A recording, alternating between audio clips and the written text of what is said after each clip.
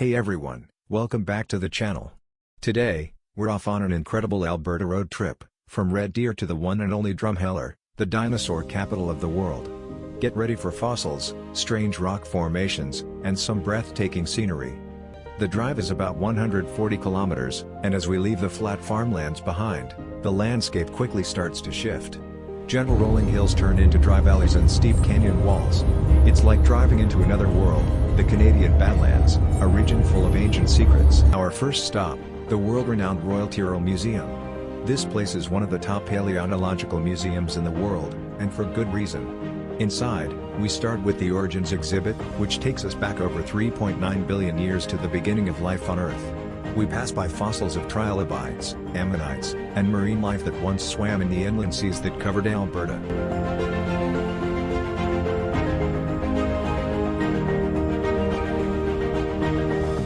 The Royal Tyrrell Museum of Paleontology is one of the world's premier institutions dedicated to the study and exhibition of ancient life, particularly dinosaurs. Its story is deeply tied to the fossil-rich Badlands of Alberta and the region's significance in the field of paleontology. The roots of the museum go back to the late 1800s and early 1900s, when major fossil discoveries began in the Red Deer River Valley.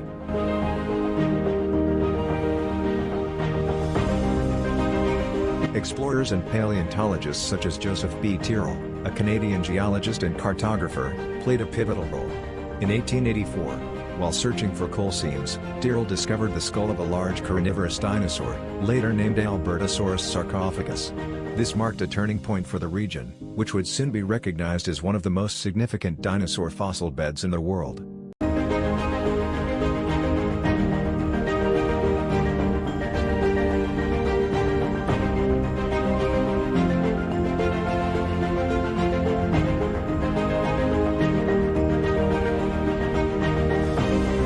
In the 1970s, with a growing interest in preserving Alberta's rich fossil heritage, plans were made to build a museum. The provincial government initiated the project to showcase Alberta's fossil record and encourage scientific research.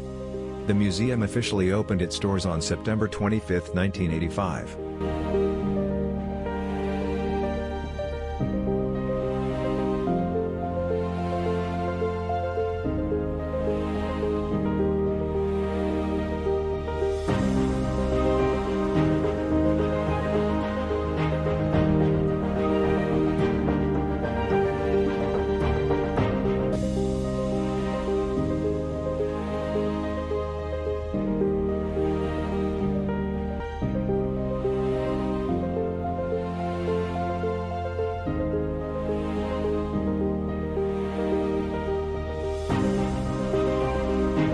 Then we entered Dinosaur Hall, where skeletons of Triceratops, Gorgosaurus, Camarasaurus, and Edmontosaurus rise around us.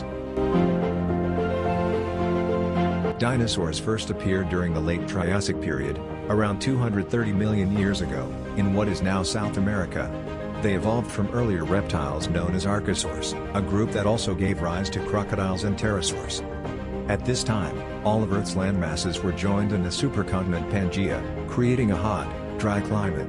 Early dinosaurs were small, bipedal, and fast, like Eoraptor and Herrerasaurus.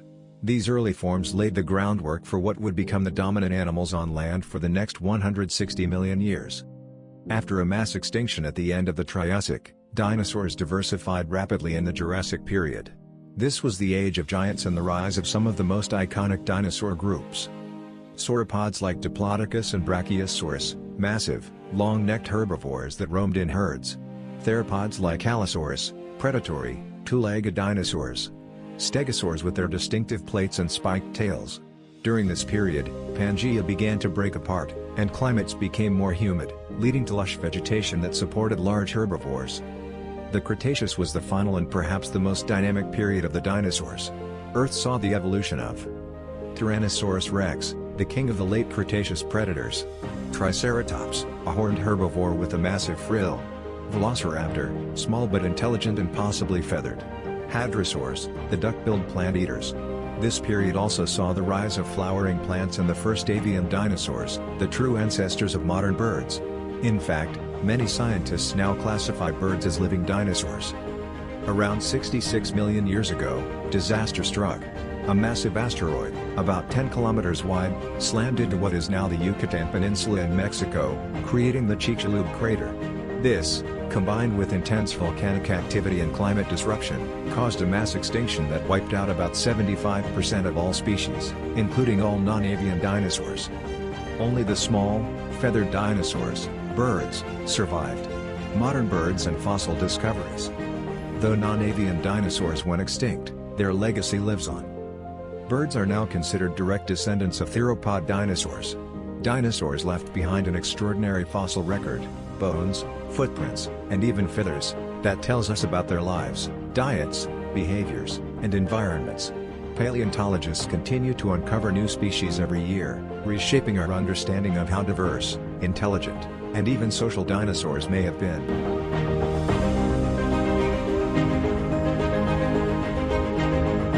Next, we visit the world's largest dinosaur, an 86-foot-tall T-Rex towering over downtown Drumheller.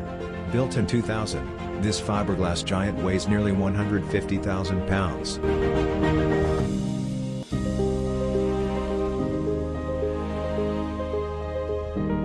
Visitors can climb to the top and look through its mouth, but today the line was too long, so we admired it from the base. Still, it's a fun and iconic roadside attraction. Next up, the Hoodoos. These surreal rock formations are the result of thousands of years of erosion. A hard stone cap protects the softer sandstone underneath, creating tall, narrow spires.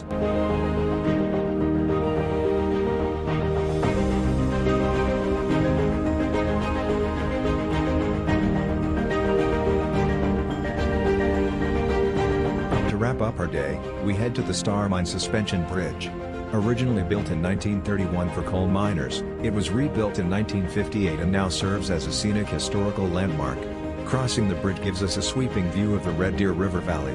It sways just a little underfoot and is surrounded by traces of the once booming coal industry. That wraps up our Drumheller adventure. Thanks for tagging along with us.